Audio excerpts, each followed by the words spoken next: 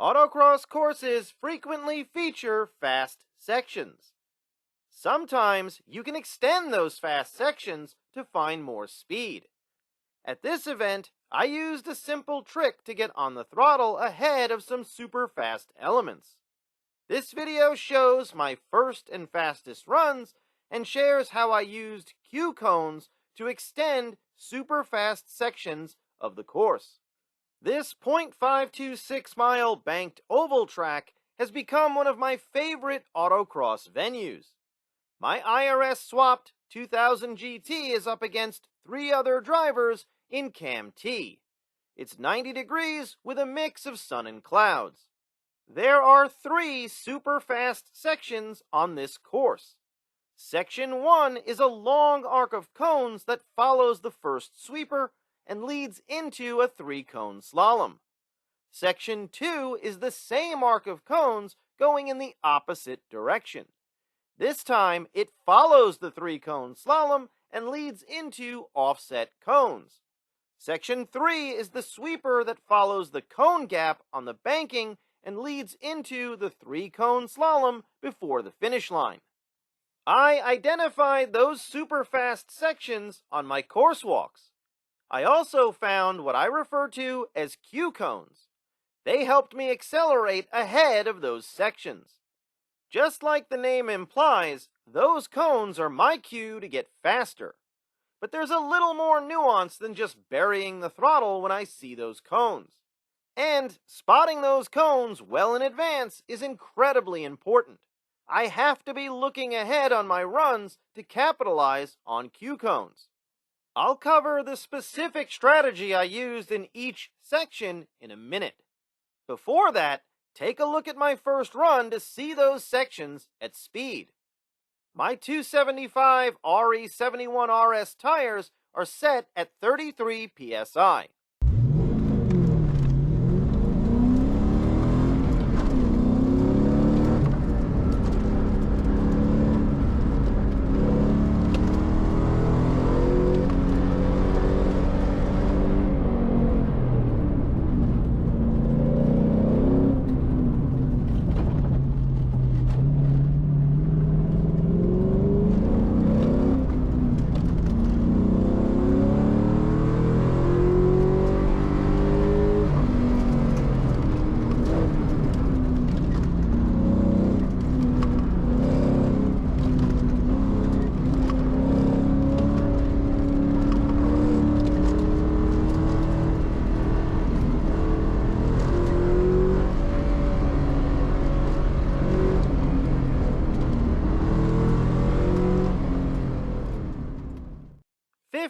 .851.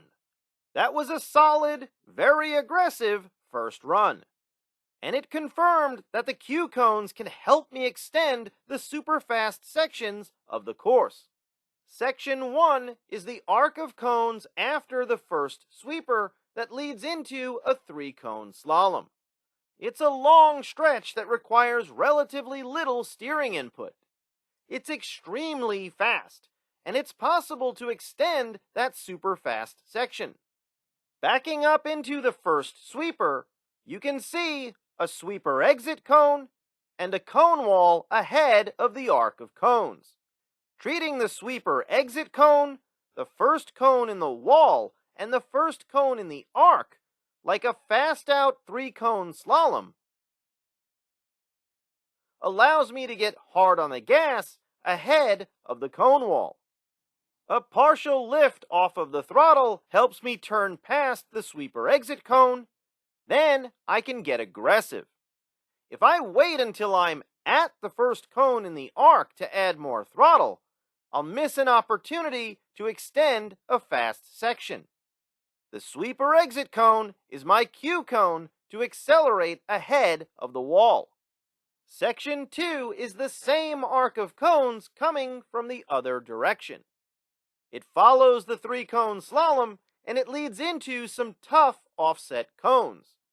But I can extend this super fast section a lot. There's a ton of room between the start of the arc and the 3rd cone in the slalom. I can be fast out of the 3-cone slalom, by getting on the gas ahead of the third slalom cone.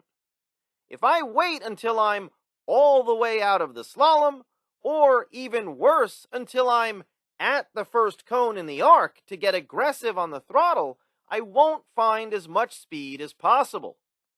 I can stay fast past the first slalom cone, slow down a bit to make it around the second slalom cone, then speed up ahead of the third slalom cone. The second cone in the slalom is my cue cone to start accelerating before I get to the third cone in the slalom. Section 3 is the banked, blazing fast sweeper that follows the cone gap and leads into the 3-cone slalom before the finish. That gap is actually much faster than it looks. But I have to put my car in the correct place. I don't want to make a sharp turn down the banking. Backing up into the previous element, I need to set my corner entry speed as I'm exiting the 4-cone slalom, then start making a smooth turn toward the gap. I want my car to be right on the gap entry cone and pointing into the sweeper. Doing that allows me to be aggressive on the throttle as I'm passing the gap entry cone. If I wait until I'm all the way through the gap to start accelerating, I won't extend a fast section. There's a lot of open space between the exit of the 4-cone slalom and the gap. So my cue cone is the gap entry cone. I can spot it well in advance and time my acceleration. My third run ended up being my fastest. My tires are set at 31 psi.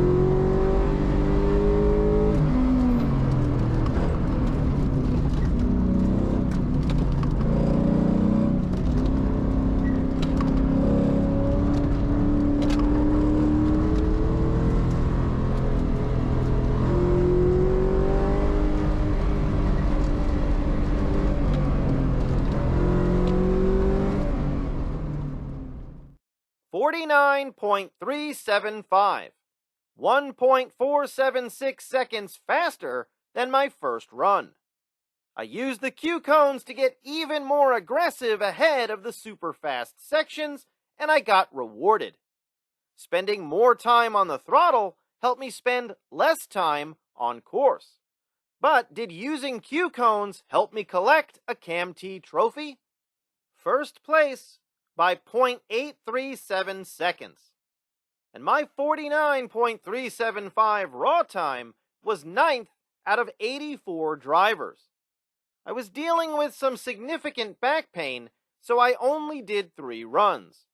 But I got faster on every run, which was one of my goals coming into the event.